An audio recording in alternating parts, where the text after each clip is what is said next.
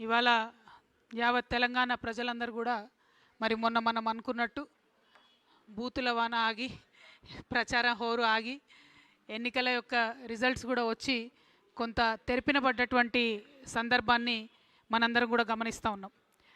మరి ఇందులో ప్రధానంగా చూసుకున్నట్టయితే అసలు ఎన్నికల్లో ప్రజలకు ఇచ్చినటువంటి ఏ ఒక్క హామీని కూడా నెరవేర్చినటువంటి కాంగ్రెస్ పార్టీ మొదటి స్థానానికి రావడం, మరి మేమే తెలంగాణ తెచ్చినాం కాబట్టి మేమే అంతటా నంబర్ 1 ఉన్నాం కాబట్టి ప్రజలకు మేము ఎనలేని సేవ చేసినాం, లిటరల్లీ ప్రజలు మాకు గుడి కొడుతుర్రు అని చెప్పుకునేటటువంటి బీఆర్ఎస్ పార్టీ చాలా చోట్ల 3వ స్థానానికి, కొన్ని చోట్ల 4వ స్థానానికి పడిపోవడం, అసలు తెలంగాణతో సంబంధం లేకుండా ఒక్క రూపాయి కూడా తెలంగాణ ప్రజలకు పెట్టినటువంటి భారతీయ జనతా పార్టీ మరి ఎక్కడుందో అర్థం కాకుండా చాలా కన్ఫ్యూజ్డ్ మ్యాండేట్తోని ఒక్క కరీంనగర్ కార్పొరేషన్ గెలుచుకోవడానికి అష్ట కష్టాలు పడుతున్నటువంటి సందర్భం చూడడం జరుగుతూ ఉంది. మనం అంటే ఇందులో మాలాంటి న్యూ ప్లేయర్స్ అనుకోకుండానే మాట ఎందుకంటున్నా అంటే తెలంగాణ అస్తిత్వ పరిరక్షణ కోసం 20 సంవత్సరాలుగా పనిచేస్తున్నటువంటి జాగృతి, అనేక తెలంగాణ అంశాల కోసం పనిచేస్తున్నటువంటి జాగృతి, మేము ఇప్పటికే రాజకీయ పార్టీగా మారబోతూ ఉన్నాం, ఒక కొత్త రాజకీయ శక్తి ఈ రాష్ట్రంలో రాబోతుందని ప్రకటించి ఉన్నాం. ఆ ప్రకటనతో ఉత్తేజితులైనటువంటి అనేక మంది మా కార్యకర్తలు పోటీ చేస్తామనేటటువంటి ఒత్తిడి మా మీద తేవడంతో చివరి నిమిషంలో మేము ఆల్ ఇండియా ఫార్వర్డ్ బ్లాక్ అన్న వాళ్ళతో కలిసి మరి ఎన్నికల్లో పోటీ చేయడం జరిగింది. సో కోఆర్డినేషన్ కానీ ఏది కానీ లేకపోతే క్యాండిడేట్స్ ఐడెంటిఫికేషన్ కావచ్చు, వారికి అసలు మా తరఫు నుండి సహకారం కావచ్చు, ఏ రకంగా కూడా లేకుండానే ప్రజలు దాదాపుగా 40+ ప్లేసెస్లో జాగృతి ఆల్ ఇండియా ఫార్వర్డ్ బ్లాక్ వారిని గెలిపించినందుకు ముందుగా ప్రజలకు ధన్యవాదాలు తెలియజేస్తాము. 33 అఫీషియల్గా మనకు నంబర్ కనబడుతుంది. చాలా దగ్గరగా టెక్నికల్గా ఏం జరిగిందంటే ఇండిపెండెంట్స్ అని చెప్పి బీఫామ్ నింపినటువంటి వాళ్ళు మళ్ళీ మనం తర్వాత బీఫామ్ ఇవ్వచ్చు అనుకుంటే అట్లా కుదరక చాలామంది గెలిచి ఉన్నారు. ఆ ఇండిపెండెంట్స్ అందరు కూడా జాగృతితోని ఆల్ ఇండియా ఫార్వర్డ్ బ్లాక్తో ఉన్నటువంటి వాళ్ళు అందరినీ కూడా లెక్కేసుకుంటే మనకు 40+ వచ్చినారు. అదేవిధంగా ఒక మున్సిపాలిటీ వడ్డేపల్లి మున్సిపాలిటీలో క్లియర్ మ్యాండేట్ వచ్చినా కూడా వెంటనే కాంగ్రెస్ పార్టీ అదేవిధంగా అనేక ఇతర పార్టీలు కలిసి ప్రలోభాలకు గురి చేయడం, మరి ఆ రిజల్ట్ రేపు ఎట్లా అవుతుందో తెలియదు, ఆ చైర్మన్ ఏ పార్టీ అన్నట్టు ఎట్లా వస్తుందో కూడా తెలియదు కాబట్టి దాని గురించి నేను మాట్లాడట్లేదు. ఇంకొక చోట మా వాళ్ళు కీలకంగా ఒకటే సీటు గెలిచారు కాబట్టి అక్కడ వైస్ చైర్మన్ కూడా ఆఫర్ చేస్తూ ఉన్నారు. దాని మీద అక్కడ లోకల్ వాళ్ళనే ఆలోచించుకోమని చెప్పినాం. ఎందుకంటే 2-3 పార్టీలు ఆఫర్ చేస్తున్నాయి, వాళ్ళకు ఎవరితో వెళ్ళాలో లోకల్ వాళ్ళే డిసైడ్ చేసుకోవాలని చెప్పడం జరిగింది. సో అల్టిమేట్గా ఒక అబ్జర్వర్గా, ఒక తెలంగాణ ఆడబిడ్డగా ఈ ఎన్నికల వాతావరణం అంతా చూస్తే కూడా ఒక రకంగా బాధాకరంగా ఉంది. ఎందుకంటే ముఖ్యమంత్రి గారు పోయినసారి ఎన్నికలలోనే నేను చెప్పడం జరిగింది, మీరు కంప్లీట్గా చట్టాలను ఉల్లంఘించి ఎలక్షన్ కమిషన్ యొక్క అన్ని రకాలైనటువంటి పరిమితుల్ని అధిగమించి మీరు పంచాయతీలలో ఎన్నికలైనప్పుడేమో ప్రభుత్వ ఖర్చుతోని మున్సిపాలిటీలలో ప్రచారం చేస్తున్నారు, మున్సిపాలిటీలలో ఎన్నికలైనప్పుడేమో ప్రభుత్వ ఖర్చుతోని మీరు గ్రామాలలో ప్రచారం చేస్తున్నారు. ఏ రకంగా చూసినా మీరు అన్ని రకాలుగా రాజ్యాంగబద్ధమైనటువంటి చట్టాలన్నింటినీ అతిక్రమిస్తూ ఉన్నారు. దానికి ఎలక్షన్ కమిషన్ ఏమనట్లేదు, దానికి ప్రధాన ప్రతిపక్షం ఏమంటలేదు. అవి ఒక పక్కన పెడితే అసలు పట్టణాలలో కాంగ్రెస్ పార్టీ చేసిన అభివృద్ధి ఏంది అనే ప్రశ్న కూడా వేయడం లేదు. పైగా మున్సిపల్ శాఖ మంత్రిగా కేటీఆర్ గారే ఉన్నారు. అంతకుముందు నేను మున్సిపల్ శాఖ మంత్రిగా మొత్తం అన్ని మున్సిపాలిటీలని తీర్చిదిద్దినా అని చెప్పినటువంటి కేటీఆర్ గారు మరి అలా 16 స్థానాలు వచ్చినా 17 స్థానాలు రాగానే మాకు ఈ మాత్రం వచ్చుడే ఎక్కువ, ఆనాడైతే కాంగ్రెస్కి అది కూడా రాకుండా చేసినాం మేము అని చెప్పి ఆయన చెప్తా ఉన్నారు. అంటే ఒక విచిత్రమైన స్థితి ఈ రాష్ట్రంలో నెలకొన్నది. డెఫినెట్గా ఈ రాష్ట్రంలో ప్రజలు మాలాగా కొత్తగా ఒక మంచి ఎజెండాతో వచ్చే వాళ్ళకు స్వాగతిస్తారనేటటువంటి విషయాన్ని నిన్నటి ఎన్నికల ఫలితాలు రుజువు చేసినాయని చెప్పి నేను బలంగా నమ్ముతా ఉన్నా.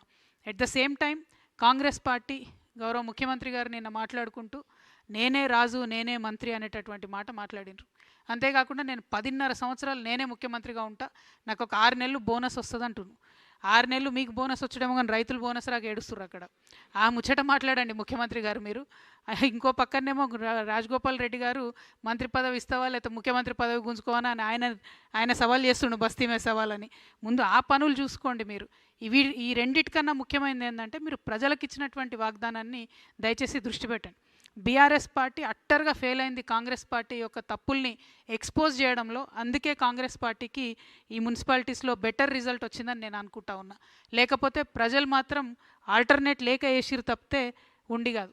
ఇక సరే, మనం రాజకీయ శక్తిగా వస్తామనగానే బీఆర్ఎస్ పార్టీ నుండి అనేక మంది సోషల్ మీడియాలో కావచ్చు, ఇంకో చోట కావచ్చు, రకరకాలుగా ట్రోలింగ్ చేస్తూ ఉన్నారు.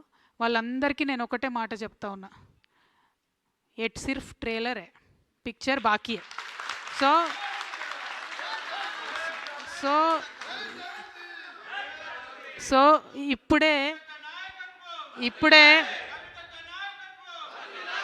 ఇప్పుడే తొందరపడి మాట జారకండి, కారు కూతలు కుయ్యకండి.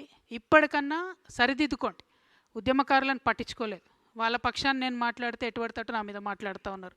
మీరు పట్టించుకోకపోగా కాంగ్రెస్ ఇస్తానన్న వాగ్దానాలు నెరవేర్చడం కోసం నేను మాట్లాడితే ఉల్టా నా మీద మాట్లాడితే ఏమవుతుందంటే గిట్లనే అవుతుంది రిజల్ట్. కాబట్టి సరి చేసుకోండి, మీ పద్ధతులు సరి చేసుకోండి, ఆరోగ్యన్స్ తగ్గించుకోండి, ప్రజల మధ్యలో ఉండే ప్రయత్నం చేయండి. At the same time Congress పార్టీని కూడా మేము డిమాండ్ చేస్తూ ఉన్నాం, ఏవైతే హామీలు మీరు ఇచ్చారో అవి నెరవేర్చడానికి మీకు ఒక అసెంబ్లీ వస్తూ ఉంది. ఇప్పుడు అసెంబ్లీ పెడతా ఉన్నారు బడ్జెట్ సెషన్, అందులో అన్నీ కూడా మీరు హామీలు నెరవేర్చాలని చెప్పి నేను కోరుతా ఉన్నాను. ఇంకొక విచిత్రమైన పరిస్థితిని మనం గమనించాం. ఇక్కడ ఒక్కొక్క మున్సిపాలిటీలో ఒక్కొక్క రకమైన పొత్తు, కానీ మేజర్ మున్సిపాలిటీలలో మాత్రం నార్త్ మొత్తంలో కూడా బీజేపీ బీఆర్ఎస్ అన్నట్టుగా కనబడుతూ వచ్చింది. సౌత్ మొత్తం కాంగ్రెస్ ఎక్కువ కనబడ్డది. నేను ఇదివరకు కూడా చెప్తూ వచ్చిన నా పొలిటికల్ అబ్జర్వేషన్ ప్రకారం బీజేపీ బీఆర్ఎస్ పొత్తుకు ఇది తొలి మెట్టుగా నేను భావిస్తూ ఉన్నా. మరి ఇక్కడ నుంచి ఎట్లయితుంది ఏంది అన్నది అబ్జర్వ్ చేస్తూ ఉండాలి, కానీ తొలి మెట్టుగా నేను భావిస్తూ ఉన్నా. ఇంకొక మాట కూడా నేను చెప్తా ఉన్నా, నిన్న కేటీఆర్ గారు మాట్లాడుతూ సిపిఐ పార్టీ కార్మికుల హక్కుల కోసం బాగా పనిచేసింది కాబట్టి కొత్తగూడెంలో నేను ఓపెన్ ఆఫర్ ఇస్తున్నా అని చెప్పారు. అంటే బీఆర్ఎస్ పార్టీ ఎంత దుస్థితికొచ్చిందంటే, మనం ఇదివరకు సిపిఎం పార్టీని తోక పార్టీ అనేది బీఆర్ఎస్ వాళ్ళు, అంటే ఇప్పుడు ఆ తోక పార్టీకి తోకగా మారిపోయింది బీఆర్ఎస్ పార్టీ. వాళ్ళు అడగనే లేదు, వీళ్ళే ఓపెన్ ఆఫర్ ఇచ్చి మేమే ఇస్తాం పొత్తు అని చెప్తారు. కానీ ఇక్కడ నాకున్న అభ్యంతరం ఏంటంటే, సిపిఐ పార్టీకి సంబంధించి ఏఐటియుసి వాళ్ళు సింగరేణిలో అన్ని హక్కులను కూడా పొడగొట్టిరు. కార్మికులకు ఉన్నాయి, ఒకటి కాదు రెండు కాదు, లెక్క పెడితే ఒక 20 హక్కులు కార్మికులకు ఉన్నాయి, పోగొట్టిరు వాళ్ళు. మొన్న నైని కుంభకోణం జరిగితే వాళ్ళు ఒక్క మాట కూడా మాట్లాడలేదు, వాళ్ళతో వీళ్ళు పొత్తు పెట్టుకుంటా అంటారు. ఇంకొక మాట, ఇదే సిపిఐ సాంబశివరావు గారు అసెంబ్లీలో నిలబడి కాళేశ్వరం విషయంలో కేసీఆర్ గారిని బీఆర్ఎస్ పార్టీని ఎన్ని మాటలు అన్నారో కేటీఆర్ గారు ఒకసారి చూడాలి. చూసినాక కూడా పొత్తు ఓపెన్ ఆఫర్ అంటే మరి ఆయన చేసిన ఆరోపణలన్నిటికీ బీఆర్ఎస్ పార్టీ ఒప్పుకున్నట్టు అవుతుంది. ఒకవేళ లోకల్గా ఎక్కడన్నా వాళ్ళది వాళ్ళు సరి చేసుకోవడం వేరు, కానీ బీఆర్ఎస్ యాజ్ ఎ పాలసీ సిపిఐతో మేము పొత్తు పెట్టుకుంటున్నాం, అది కూడా కార్మికుల హక్కుల కోసం అంటే మాత్రం ఇది నయవంచన. ఎందుకంటే సిపిఐ పార్టీ కంప్లీట్గా కాంగ్రెస్తో మిలాఖత్ అయి ఉన్నది. ఈ 2 ఏళ్ళుగా వాళ్ళతో ఉన్నారు. మెడికల్ బోర్డు ఒక్కరోజు కూడా పెట్టలేదు సింగరేణిలో. సిపిఐ మాట్లాడదు, బీఆర్ఎస్ మాట్లాడదు. మళ్ళీ మాట్లాడితే జాగృతి మాట్లాడాలి, లేకపోతే హెచ్ఎంఎస్ రియాజ్ అన్న మాట్లాడాలి.